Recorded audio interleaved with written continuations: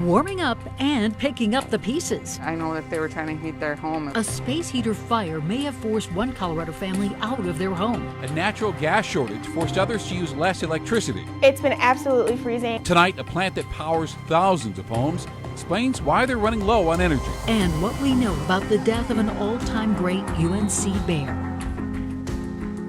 Well, I think a lot of us are still trying to warm up after Sunday's record-breaking cold across much of the Front Range. The National Weather Service says the temperature in Denver was 16 below this morning. That's the second coldest February 15th in Denver history. Back in 1881, we got all the way down to 20 below. And many families really were just doing anything they could to stay warm. And for a family in Greeley, that meant a space heater. And authorities now believe that heater may have sparked a fire last night, leaving the family without a place to go today. Here is Denver7's Russell Haythorne.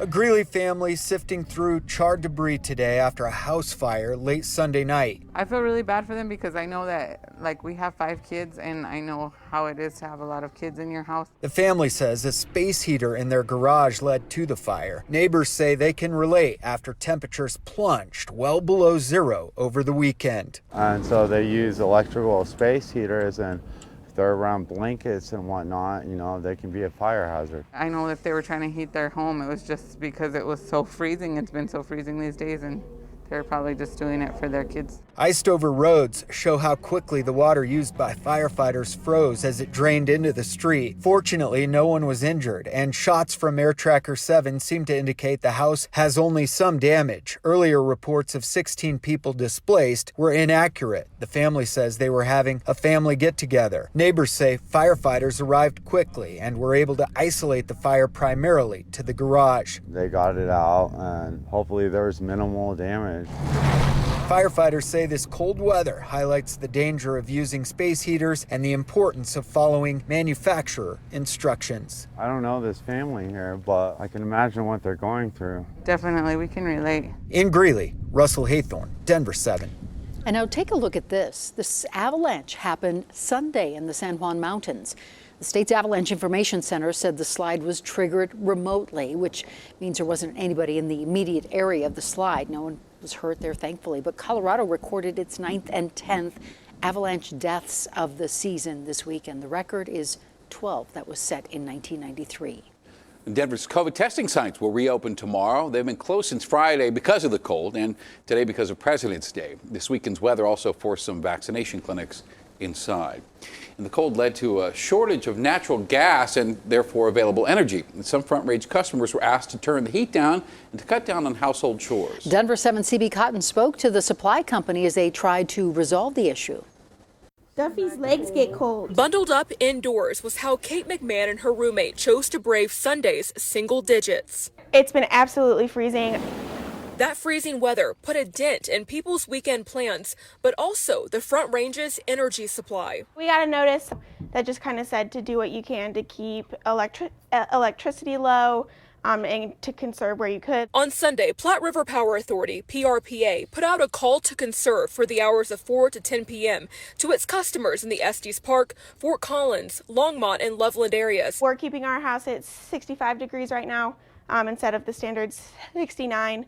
We do have a fireplace, so utilizing that when we can, and then just keeping lights off, doors closed, windows closed. Turns out Sunday's single digits put a layer of snow and ice not only on homes, but also the tools that Platte River Power Authority uses to deliver electricity, including natural gas, solar panels, and wind turbines. The wind farm that we get a lot of energy from was not available to us to its full capacity because of snow and ice buildup. And then the solar facilities that we rely upon were covered with snow, so they couldn't generate a great deal of energy as well. Steve Rolstad, a spokesperson for PRPA, says thankfully customers were happy to help. They responded very positively to the point where we were able to meet demand. And by early Monday afternoon, the issues were mostly resolved and customers could return to normal activities. We think we're in pretty good shape right now. These are kind of unprecedented times, and just doing your part makes that much of a difference. CB Cotton, Denver7.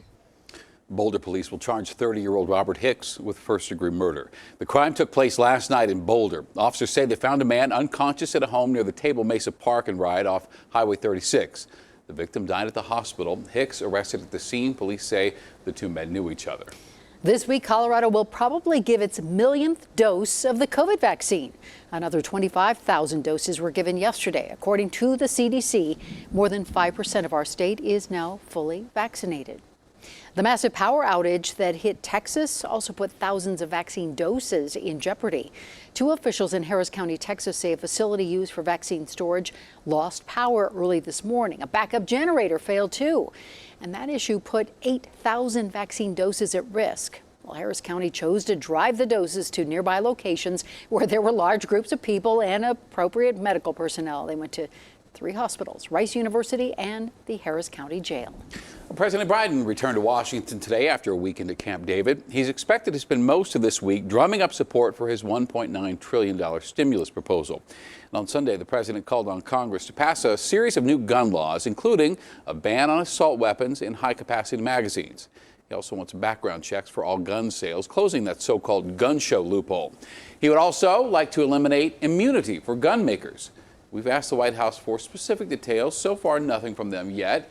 Congressional Democrats have not said when or if they'll try to get these new laws passed. Of course, the president's top priority remains a $1.9 trillion stimulus bill. This proposal includes $1,400 stimulus checks for many Americans, funding for schools, and billions of dollars in aid for state and local governments. Biden wants it passed before enhanced unemployment benefits expire next month. We in Congress need to move forward with delivering the expanded unemployment checks, the stimulus checks, the reinvestment in our economy that the American people so desperately need and deserve. Democrats do not need any Republican votes to get the stimulus package passed. At the current pace, the House is likely to vote on the plan next week.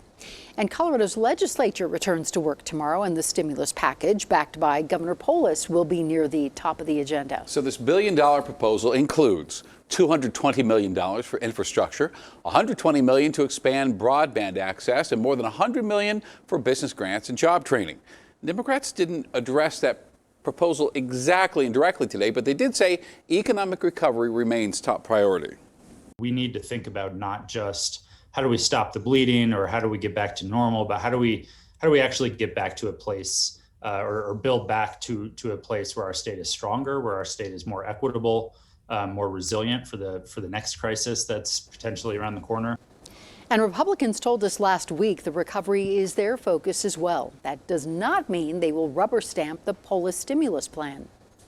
We need to be really careful that, in fact, that money is not being spent on Democrat pet projects, but is being spent on things that will, in fact, provide an economic multiplier. The state of this year's legislative session was delayed a few weeks because of COVID safety concerns. That also means this year's session will likely last into the summer. Usually it would end in May. And we have some very sad news tonight about a real football standout. Vincent Jackson has died at the age of 38 in Florida. And Jackson is Colorado football royalty, a 3-time Pro Bowler in the NFL, a college standout at the University of Northern Colorado, a 2-sport athlete at Widefield High School in Colorado Springs. Jackson's family told the Denver Post in 2018 that Jackson had 2 choices for school, UNC or Columbia University. Well, UNC could give him an athletic scholarship, Columbia could not. He'd become an All-American before being picked 61st in the 2005 NFL Draft. While playing, he also launched the Jackson in Action Foundation, which helps military families work through deployments. And Jackson's family is asking for privacy at this time. Police in Florida are investigating his death. We will post more details on thedenverchannel.com as they become available. The brutal cold wave continues for much of the country, but in Colorado, the freeze is going to ease.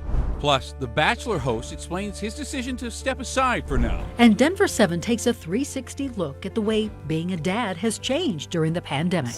They really do want to be a part of caretaking for their children, but there are a number of obstacles to that.